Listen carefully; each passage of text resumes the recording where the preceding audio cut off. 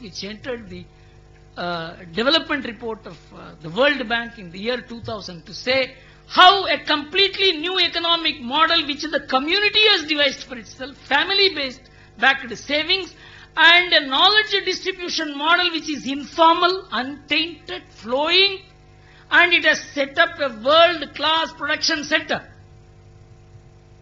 Did we study? I came to the conclusion. Mr. Adi Gadre spoke about research.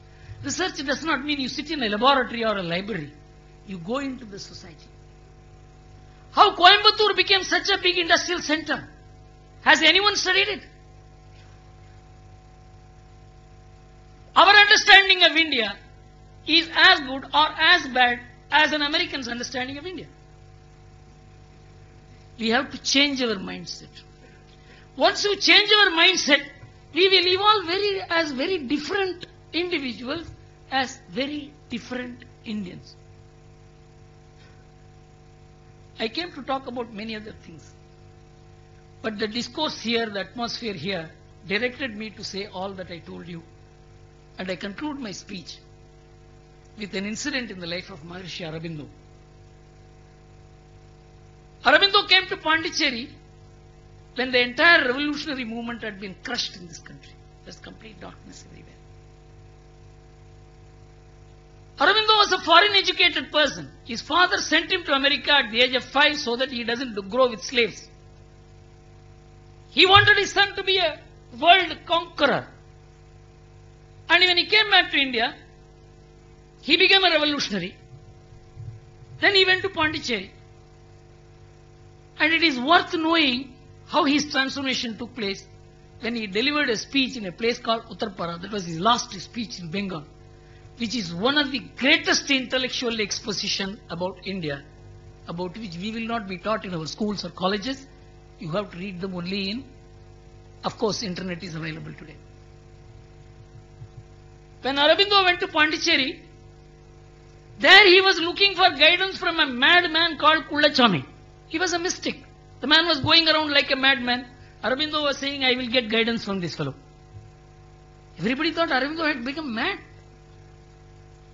And Kullachami was a great mystic about who? Subramanya Bharati has written poems. So one day Aurobindo was sitting in his backyard. He was having a cup of tea in the morning along with his colleagues. And Kullachami came and lifted the teacup in front of him. It was overflowing.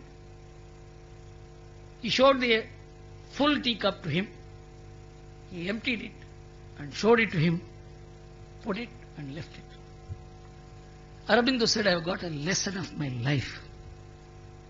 He said, you lost your tea. What have you got? Aurobindo said, he has told me to empty my thoughts and begin thinking afresh. That is my appeal to all of you. Thank you very much.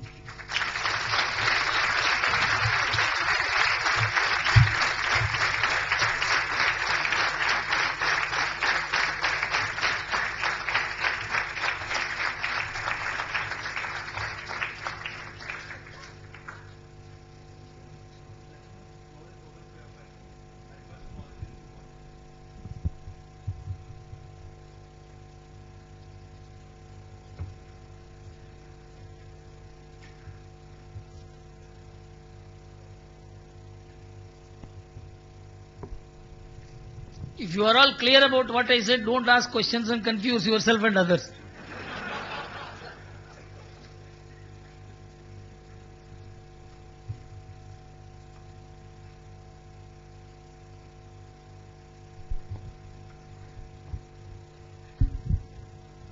Somebody is asking.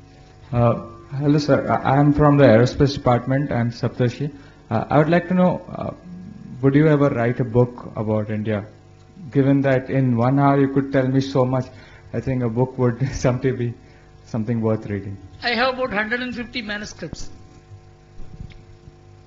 fully backed by enormous amount of empirical work. But I have still not concluded. And once, maybe in the next couple of years I will do it. I don't want to write a book simply because it will sell in my name. I want the book to be satisfying to me. That's why I'm waiting. Maybe in the next couple of years I will come out with. It's not that it is going to change the world, but it will be satisfying to me.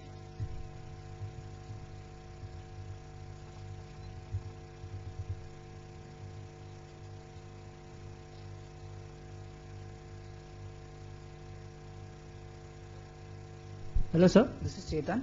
Like you said, institutions today in India do not teach us about all this past and all. So in case if a course is needed, what should it be? It should be about sociology? Should it be about the sociological impact on economy? Or should it be about India's past and its effect and how it can go ahead? What exactly should the content, what could it be so that it can make a greater impact for the students? See, 30 years back what I said would have had no meaning to the West. But the West itself has a tremendous amount of tremendous amount of interest in civilizational studies. After not only Samuel Huntington, but even a person who defined the very theory of globalization, Francis Fukuyama, spoke about civilizational and cultural background of a society and their role in framing the socio-economic, political and geopolitical models of that society. In India, absolutely there is no research in this field, but there is tremendous amount of materials available, and all these materials are available in the internet today. The amount of work the Indians have done, amazing amount of work done, but it is not owned up by the establishment. The establishment India continues to be a colonial India. It is more Western than Indian. It cannot understand the sensitivities of India. It has no emotional empathy for India.